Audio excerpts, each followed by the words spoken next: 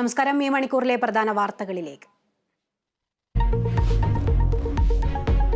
EP. Jayarajan വധശ്രമ ഗൂഢാലോചന കേസിൽ K സുധാകരന് ആശ്വാസം. സുധാകരൻ കുറ്റവിമുക്തൻ. കേസ് ഹൈക്കോടതി റദ്ദാക്കി. ഗൂഢാലോചന തെളിയിക്കാനായില്ലെന്ന് കോടതി.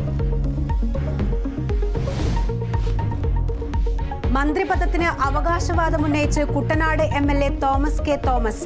മന്ത്രിപദം പങ്കിടാമെന്ന് NCP-യിൽ ധാരണ ഉണ്ടായിരുന്നു. LDF-ന് നൽകിയ കത്ത് പരിഗണിക്കണമെന്നാവശ്യപ്പെട്ട് മുഖ്യമന്ത്രിയെ കാണും. മന്ത്രിപദം ആവശ്യപ്പെടുന്നത് ദേശീയ നേതൃത്വത്തിന്റെ അറിവോടെയെന്നും തോമസ് കെ തോമസ്.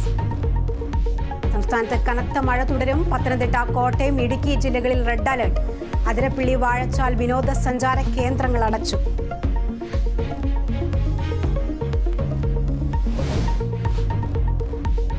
അവയവ കച്ചവട കേസിൽ അന്വേഷണം ഊർജിതം.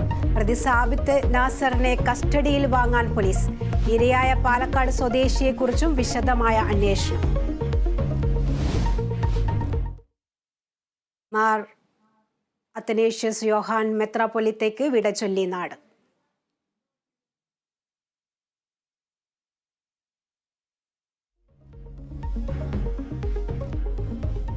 അന്ത്യാഞ്ജലി അർപ്പിച്ച് ആയിരങ്ങൾ. IPL-ലെ ആദ്യ ഫൈനലിസ്റ്റിനെ ഇന്നറിയാം. ആദ്യ പ്ലേ ഓഫിൽ കൊൽക്കത്ത ഹൈദരാബാദിനെ നേരിടും. മത്സരം രാത്രി 7:30 അഹമ്മദാബാദിൽ.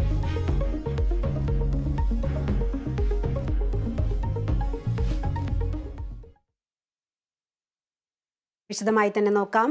ഇ.പി. ജയരാജൻ വധശ്രമ ഗൂഢാലോചന കേസിൽ കെ സുധാകരന് ആശ്വാസം.